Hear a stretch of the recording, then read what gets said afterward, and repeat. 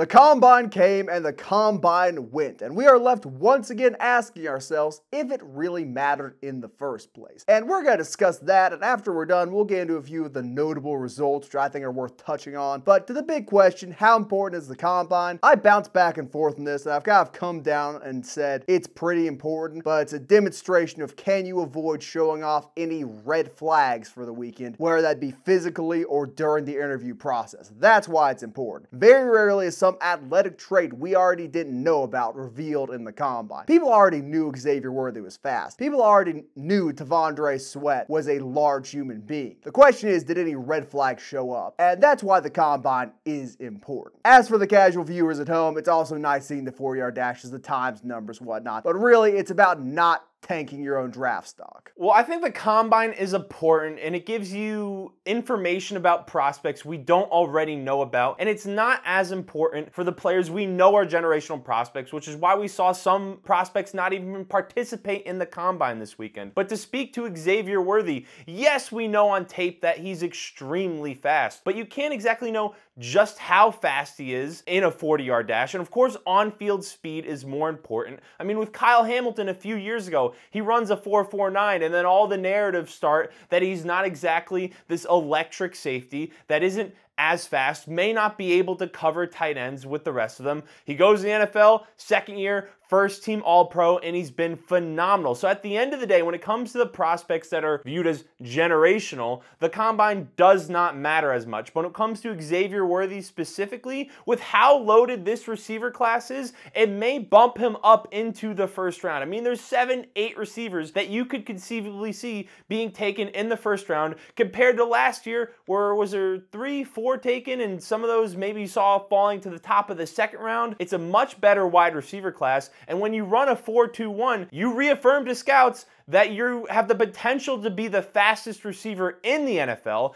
and he's shown on tape that he can be a very solid route runner. And then if you combine that with his better than anyone else speed, and you keep building upon his knowledge of football, building upon his route running ability, you get a very good NFL receiver. So I think when it comes to prospects that may not be guaranteed in the top 10, the Combine is very important, but at the end of the day, it's what we see on tape. Why he chose to hyperfixate on Xavier Worthy, I'm not sure. He's actually one of the examples I want to use to why it may not matter so much, because there is no functional difference between him running a 4.25 and him running a 4.21 to what scouts saw. He's blazingly fast. The only real issue he could have ran into is if he ran like a 4.4, like Jalen Hyatt did last year. He tanked his own draft stock a little bit by having an incredibly unimpressive 40 for a deep threat receiver. That's the only real thing which could have changed about this. I don't think anyone is moving him up into their top 15, up into their top 20, maybe not even up into their first round, unless it's a team like the Chiefs who say, hey,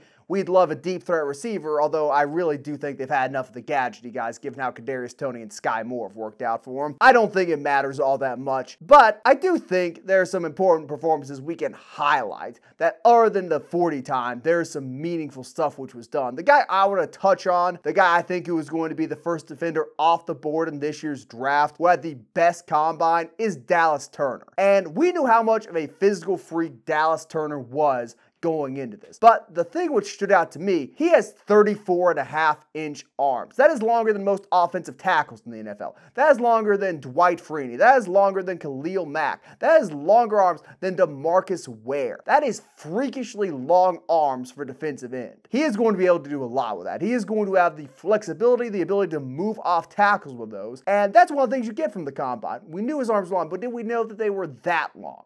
No.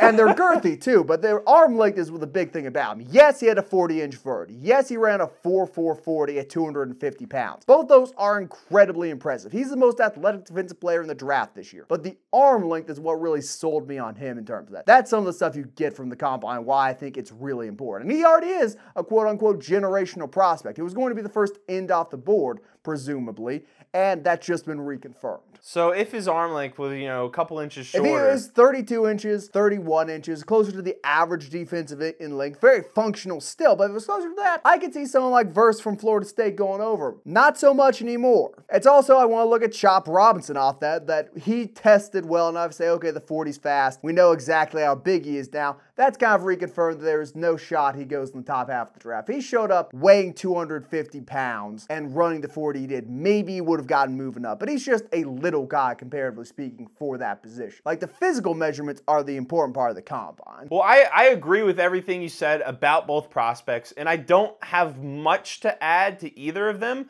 I think it definitely puts Dallas Turner in that top 10 conversation, and we haven't seen a lot of defensive players being thrown in that top 10 conversation just because of the Joe Alts of the world, all of the receivers we have, the quarterbacks. There haven't been a ton of defensive players, so I think that combine from Turner puts him in that top 10. I just want to circle back quickly, quick comment on what you said about Xavier Worthy. I think that 4.21 time does matter, because if he runs a 4.35 like his teammate Adonai Mitchell or a few other receivers that are towards the top of the draft, all of a sudden you're a 5'11", 165, 160-pound receiver that's small running the same 40-yard dash as receivers that are bigger than you, taller than you, and the same speed. I think that's why we saw Jalen Hyatt fall to the third round. If Jalen Hyatt runs a 4.21 last season and you show that he has that type of electricity, I think he probably winds up going higher in the draft. So on that standpoint, I think a 40 time for a receiver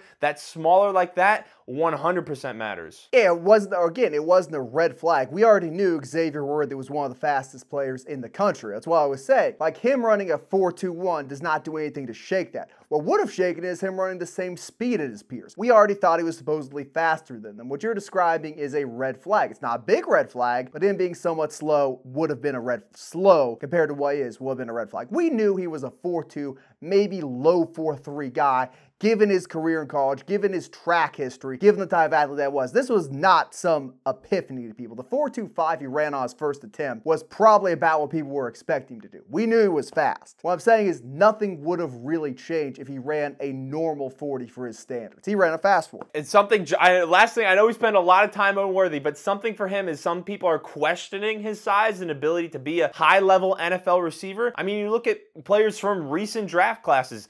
Tank Dell, shorter, same weight as him, was phenomenal last year. Wound up getting hurt, which maybe you point, size might be a problem if you point to the Tank Dell injury. Devonta Smith, also only 170 pounds. Granted, I believe he's taller, but there's smaller receivers that have entered the NFL and produced at an elite level. So I think that shows that Xavier Worthy, at that speed, continues to develop as a route runner in the NFL, could be a very good player. Well, first off, Devonta Smith, I don't care about the 4 time, was a way better athlete than Xavier Worthy coming out of college. There's a reason he was the first wide receiver in however long to win the Heisman. He was a freak among freaks, even at his weight. And Tank Dell was one of the most well-rounded receivers in terms of his route running packages we'd seen come out of the draft in a while. He was just short, and that shorter frame and that weight is honestly a little bit better. I prefer my wide receivers not to be as twig-like as Xavier Worthy is. Not saying he won't succeed, I'm just saying I think Tank Dell is a better build than him. Obviously not the same speed. I'd rather not go on and on about wide receivers. I think that's going to be done enough by people this year in the draft cycle. Some other guys I want to talk about. T'Vondre Sweat, 366 pounds, running a sub-5 340. He is embodying the spirit of Thick Man Inc., a large man moving. Truly a physical specimen. You look at Jordan Davis, and everyone was blown away by his 4.8 a few years back. Jordan Davis weighed close to 30 pounds less than T'Vondre Sweat did when he ran his 40. This is a large man moving. It is comparable to getting hit by a semi-truck at around 15 miles an hour compared to what T'Vondre Sweat was doing at his top speed. It wouldn't go well for you either way of the collision. He is a monster down the trenches in the making. Didn't need the 40 to prove that, but I think it's worth noting. Yeah, I mean, we're not going to see someone that big. Well, if we do get to see him, if we see him recover a fumble, big running the ball, something has gone very, very, very wrong for either the offense or the ball carrier. That would be electric to see him returning a fumble 40 yards down the field for a touchdown. Just to put that in perspective, what was your fastest 40? Do you even remember and at what weight it was? My fastest 40 in the collegiate process when I was at 270 pounds was a 5.3. Right now, it's like a 4.99. So barely under 5 when I am him 140, 130 pounds lighter than Devondre Sweat.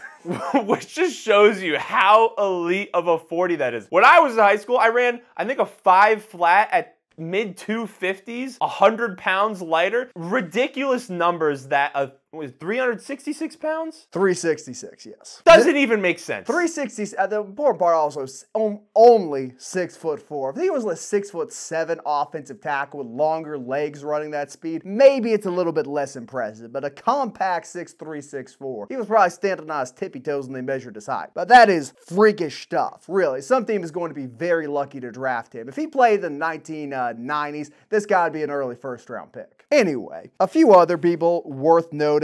The quarterbacks, the two big ones you're going to hear, well, the three big ones, I'll talk about last one briefly, are Michael Penix and J.J. McCarthy. Both looked pretty good throwing. Michael Penix, apparently the best looking passing quarterback in the compression stuff of anyone this weekend.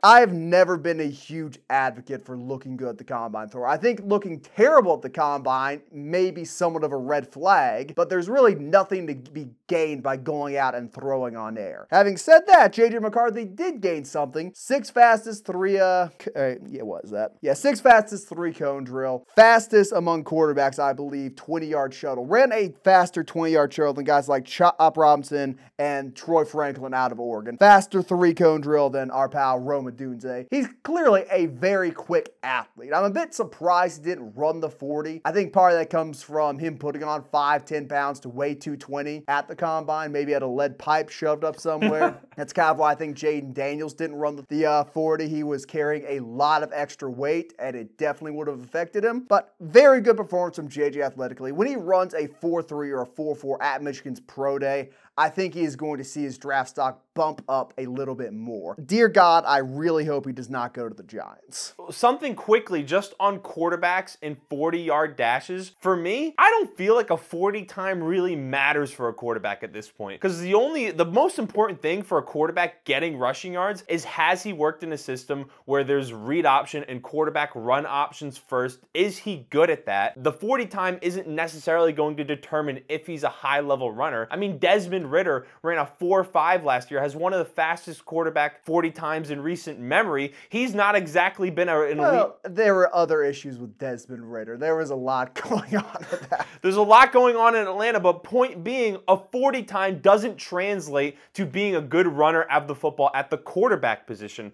I mean, Daniel Jones, we've talked ad nauseum our feelings about Daniel Jones as a overall quarterback, but he ran a 4.7 4.40 and has been a very good runner, designed runner, not so much scrambling, but designed runner at the NFL level. So I don't think a 40-yard dash, and I think that's why we see quarterbacks opting out of it. It doesn't really matter when it comes to rushing production at the NFL level. Yeah, if only we had a bunch of college tape of J.J. McCarthy being a dynamic runner. The 40 time, which is going to be produced in the Michigan program, and the 3 cone drill and the 20-yard shoulder, it's more so to prove that he is, in fact, a really good athlete. Obviously, if you watched any of his college film, you know he is a really good runner at that position. Takes a few too many hits, but so is Jaden Daniels, and people love him for that. But I think it's more so confirmation of the caliber of athlete that he is. Him running a 4.6, 4.7 would have been a red flag, which might be why I chose not to do it with a tweaked hamstring and carrying extra weight. But no red flags from JJ in the combine. Granted, if your quarterback shows a red flag in the combine, like, say, refusing to give medical information, it's a pretty bad sign. I'd say maybe steer clear of him and his crazy dad, but that is a different topic for a different day. Joe Milton. Is anyone... Who cares? Is anyone really shocked by him being able to throw the ball 73 yards? Like, who's moved by that? Who has watched Joe Milton play football? Former Michigan, former Tennessee, not going to say great, not even going to say good quarterback, Joe Milton. The difference between him and Anthony Richardson, one, AR was a much better athlete, and two, he's much younger. He is a Walmart Anthony Richardson, and Anthony Richardson needed a great system, and he still needs time to develop in order to be a functional NFL quarterback. He had, what, a 50-some% completion percentage as a rookie before he got hurt? Joe Milton would have a 40% completion percentage if you made him the week 1 star, maybe a 30%. This guy is currently incapable of running an NFL offense. It's just not going to work. It's like Justin Fields without the deep ball accuracy. It's just nothing good there. Well, the thing is with Anthony Richardson, at least he showed an ability in college college to progress through reads, throw the ball over the middle of the field, and be accurate over the middle of the field. Joe Milton's opportunity... Not so much.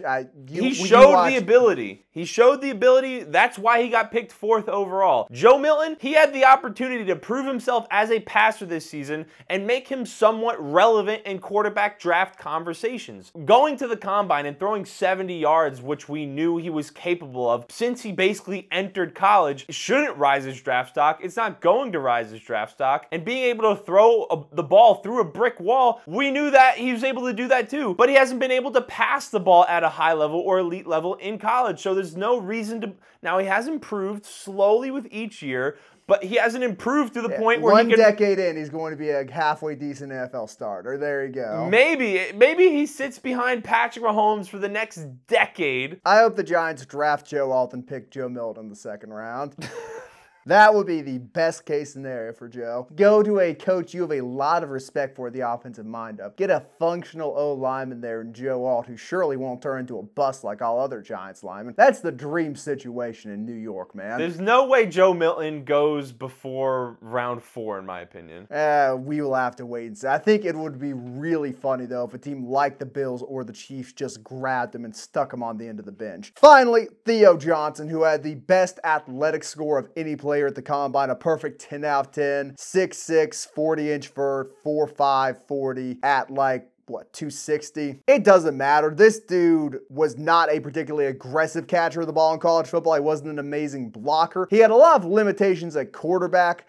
Being in the Penn State system, I understand that. But Theo Johnson, if you are wasting a day 2 pick on him just because of this athletic score, I have a big old bottle of snake oil I'd like to sell you. No matter how bad Brock Bowers interviewed, how many racial slurs he accidentally said to cause teams to have some concern about him as a prospect, I would still take him in a heartbeat. I'd take him if he had one of his legs chopped off over Theo Johnson. Theo Johnson is going to be the fool's gold of this year's draft in terms of athletic score compared to actual production. He's not good. I don't think that's going to have much of an impact on his draft stock. I 100% disagree. He was going to be a day 3 pick if he got drafted. Now I'm getting that feeling that he's going to be a late day 2 guy now. He was going to get drafted regardless, so it might have bumped him up a little bit, but he was never going to be bumped up into the 1st round conversation or high 2nd round conversation. Maybe back end of the 2nd round, we see it now, someone betting on his athletic potential. But speaking of Brock Bowers and players that opted out of the combine, when it comes to Brock specifically,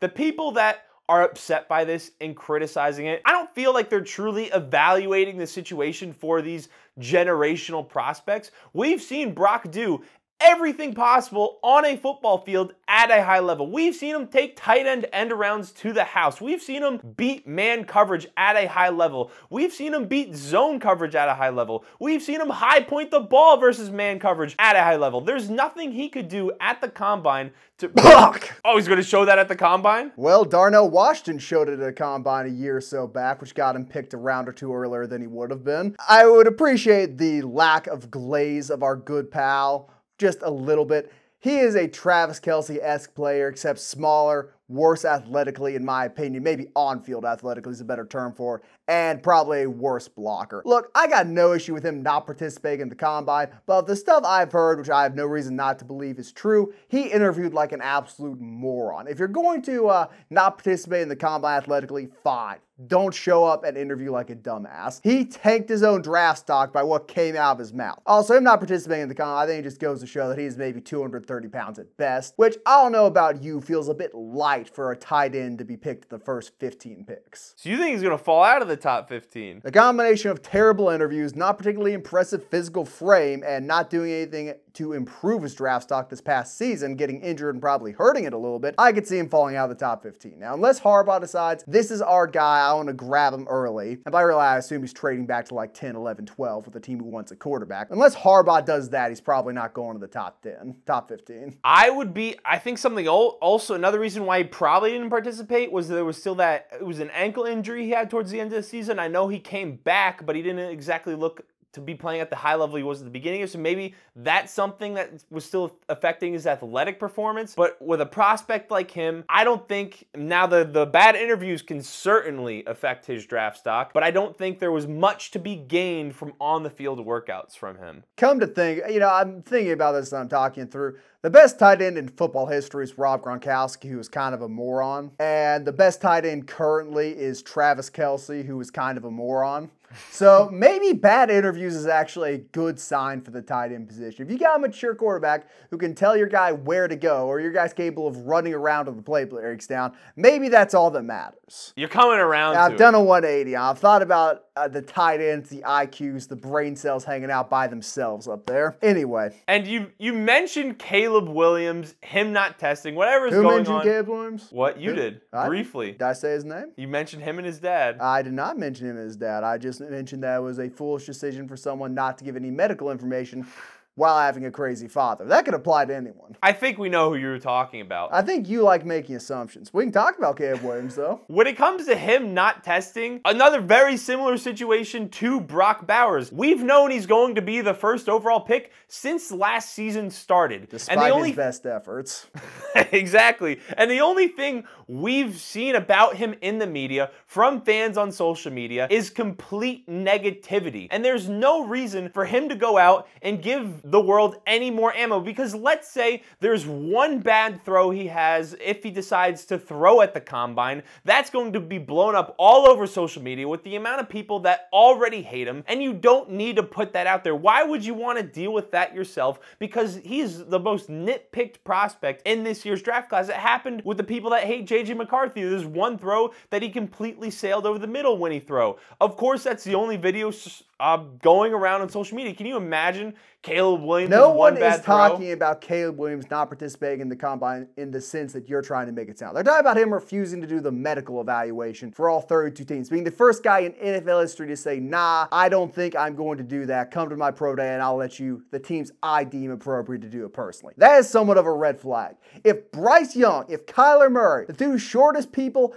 in recent memory and draft who had the most questions about their height, decide, hey, we're going to go through with this. We're going to go through with somewhat lacking physical prospects and say, hey, we'll see it tested anyway. And you can't. I don't know, man. It's an opportunity to show you don't have red flags, and Caleb Williams has once again failed to show he doesn't have red flags. Also, the most nitpicked prospect ever. Yeah, he's been the first overall pick for however long. Trevor Lawrence got heavily nitpicked. Andrew Luck back in the day, although social media wasn't as big, got super heavily nitpicked down the stretch. They both handled it better in college than Caleb Williams has, particularly his final season, which was not particularly good for his standards. There's no reason to put more out there when we know he's going to be the first pick. Him choosing to not get his measurements taken puts more out there than him just saying, okay, I'll get the measurements, I'll do the interview. That is putting more out there. He's doing it at his pro day. He's doing it for certain teams at his pro day. Who realistically is drafting him besides the Bears or maybe the Commanders?